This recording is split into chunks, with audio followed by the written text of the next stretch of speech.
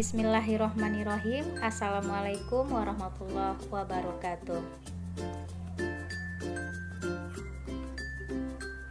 Bersyukur kita kehadiran Allah dengan ucapan Alhamdulillah, berselawat kepada Rasulullah dengan ucapan Allahumma sholli ala Sayyidina Muhammad wa ala ali Sayyidina Muhammad. Terima kasih kami ucapkan kepada Ibu dosen pembimbing, yaitu Ibu Dr. Erni M. Hum, yang telah memberikan kesempatan kepada kelompok kami untuk membahas materi mengenai strategi replikasi manajemen berbasis sekolah. Saya Yenita Sari sebagai moderator untuk pembuka dalam penampilan penyajian makalah kami. Baik, untuk penyajian makalah hasil kelompok kami maka akan disampaikan oleh Pak Dol Bakri. Kepada Pak Dol Bakri. Bismillahirrahmanirrahim. Assalamualaikum warahmatullahi wabarakatuh. Terima kasih moderator Ibu Yenita Sari, yang saya hormati dosen pembimbing Ibu Dr. Erni M. Hum, seterusnya rekan-rekan yang berbahagia. Kami dari kelompok 4 akan mempresentasikan bab 4, yaitu strategi replikasi manajemen berbasis sekolah, mata kuliah manajemen pendidikan berbasis sekolah dan masyarakat, sebagai berikut.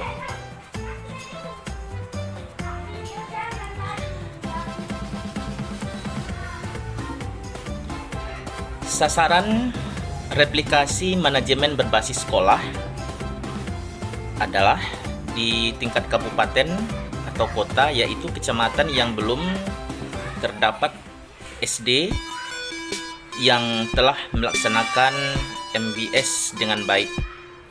Sekolah sasaran adalah SD negeri maupun swasta. Replikasi MBS harus disusun dalam suatu grand design pembangunan pendidikan pada kabupaten atau kota bersangkutan, diatur dalam peraturan daerah dan dianggarkan dalam APBD kabupaten atau kota. Kemudian sistem koordinasi replikasi MBS. Agar sistem koordinasi dapat dilaksanakan sesuai tujuan yang ingin dicapai, maka masing-masing institusi melaksanakan peran dan fungsinya sebagai berikut.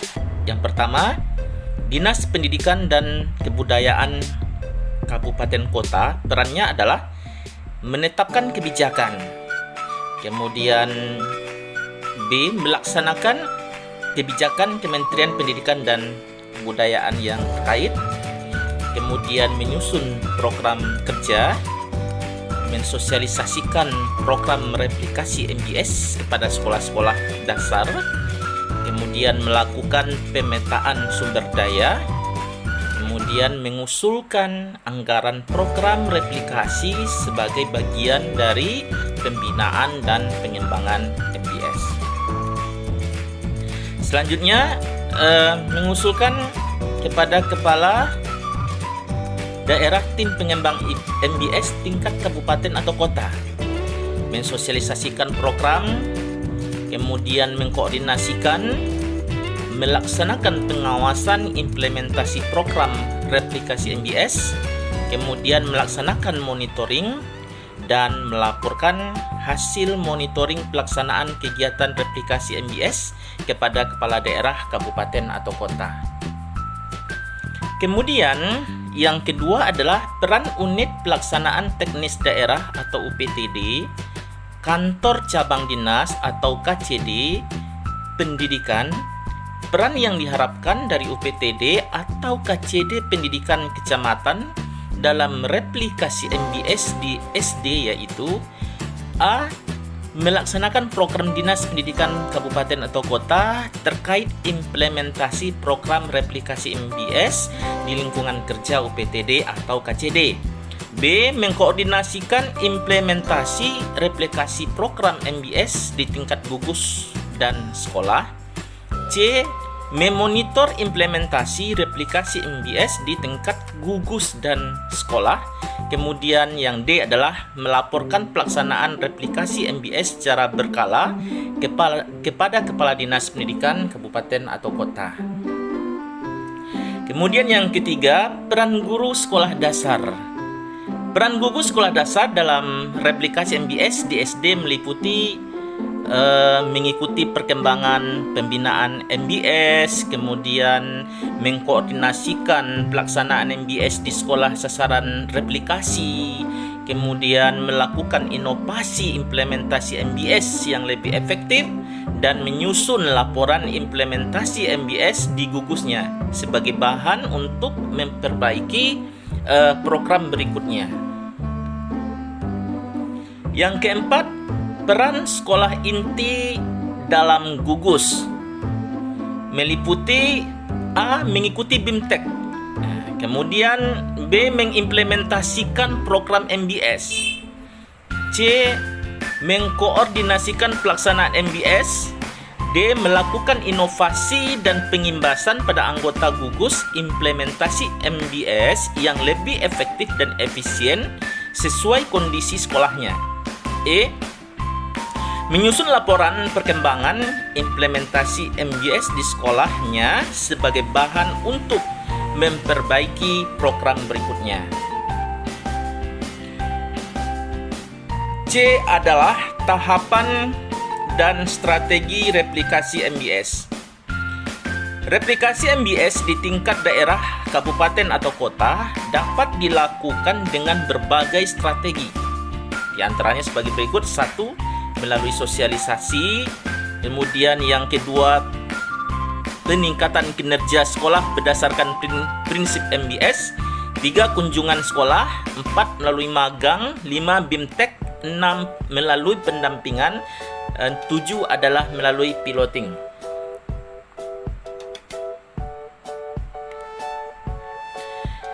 D.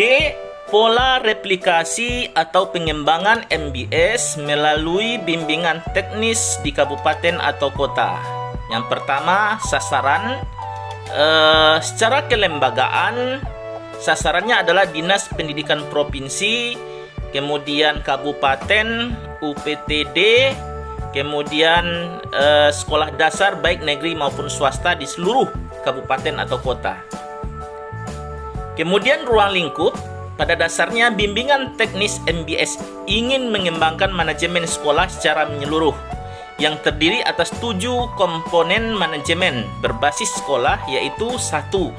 Kurikulum dan pembelajaran, 2. Peserta didik, 3. Pendidik dan tenaga kependidikan, 4. Sarana dan prasarana, 5. Pembiayaan, 6. Hubungan sekolah dan masyarakat, dan 7. Budaya dan lingkungan sekolah.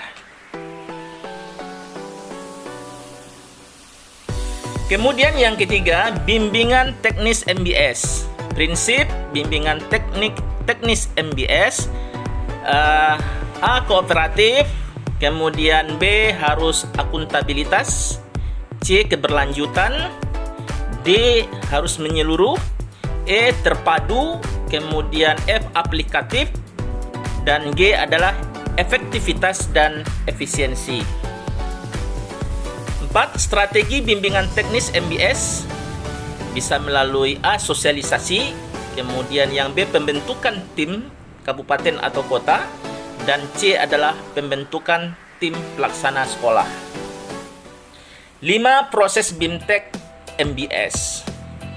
Proses BIMTEK MBS dilakukan melalui beberapa langkah, yaitu A. Perencanaan program, B. Implementasi, C. Pengawasan, dan D adalah melalui evaluasi. Dan ini sebelumnya sudah dibahas pada bab 3. Terakhir adalah tahap replikasi MBS. Replikasi MBS di tingkat kabupaten atau kota dapat dilaksanakan dengan tahapan sebagai berikut. 1. Menetapkan sekolah rujukan. 2. Menetapkan sekolah sasaran replikasi. 3. Memberikan wawasan yang utuh kepada stakeholder sekolah sasaran tentang filosofi dan konsep dasar MBS berdasarkan Panduan Nasional MBS Sekolah Dasar. 4. menyusun program implementasi MBS. 5. Melakukan pengawasan dan evaluasi. 7. Melakukan program pendampingan secara berkala dan berkelanjutan. Dan 8 adalah menyusun program daerah sehingga implementasi MBS dapat berjalan secara konsisten, berkesinambungan, secara inovatif, sesuai potensi sekolah dan daerah. Demikian strategi manajemen replikasi manajemen berbasis sekolah. Saya Dol Bakri, terima kasih atas perhatian, mohon maaf atas kekurangan, dan saya kembalikan kepada moderator Ibu Yenita Sari. Saya sudahi. Wassalamualaikum warahmatullahi wabarakatuh. Terima kasih kita ucapkan kepada Pak Dol Bakri yang telah menyampaikan hasil diskusi kelompok kami, yaitu mengenai strategi replikasi manajemen berbasis sekolah. Di sini akan saya ambil kesimpulan bahwasanya dalam strategi replikasi ini ada sasaran yang harus dicapai, yaitu kecamatan yang belum terdapat SD tapi telah melaksanakan MBS dengan baik. Maka sekolah sasarannya adalah sekolah negeri dan sekolah swasta. Kemudian sistem koordinasi replikasi MBS ini ada beberapa sistem. Yang pertama, Dinas Pendidikan dan Kebudayaan Kabupaten Kota. Kemudian adanya unit pelaksana teknis daerah atau yang disebut dengan UPTD. Kemudian adanya peran guru sekolah dasar. Ada juga peran sekolah di dalam gugus. Kemudian ada pun yang tahapan dan strategi replikasi MBS itu meliputi sosialisasi, peningkatan kinerja sekolah berdasarkan prinsip MBS, kemudian adanya kunjungan sekolah, adanya magang atau yang disebut dengan induksi, kemudian adanya BIMTEK, adanya pendampingan, dan adanya piloting. Adapun pola replikasi MBS melalui bimbingan teknis di kabupaten kota ini, yang pertama adalah sasaran, yang kedua ruang lingkup, yang ketiga prinsip bimbingan teknis MBS, yang keempat strategi bimbingan teknis MBS, yang terakhir adalah proses. Nah, selain itu juga ada tahapan replikasi MBS dengan cara melaksanakan yaitu penetapan sekolah rujukan melalui proses evaluasi dan instrumen. Kemudian yang kedua adanya penetapan sekolah sasaran replikasi melalui proses. Yang ketiga memberikan wawasan yang utuh kepada stakeholder sekolah. Yang keempat menyusun program implementasi.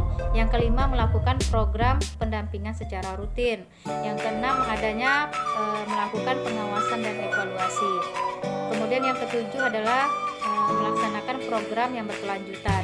Dan yang terakhir adalah menyusun program daerah sehingga berjalan secara konsisten, inovatif, dan sesuai potensi sekolah. Demikian hasil makalah kelompok kami keempat, yaitu saya sebagai moderator mohon undur diri dan terima kasih atas perhatian rekan-rekan semua. Kami juga memohonkan kepada Ibu dosen pembimbing yaitu Ibu Dr. Erni M.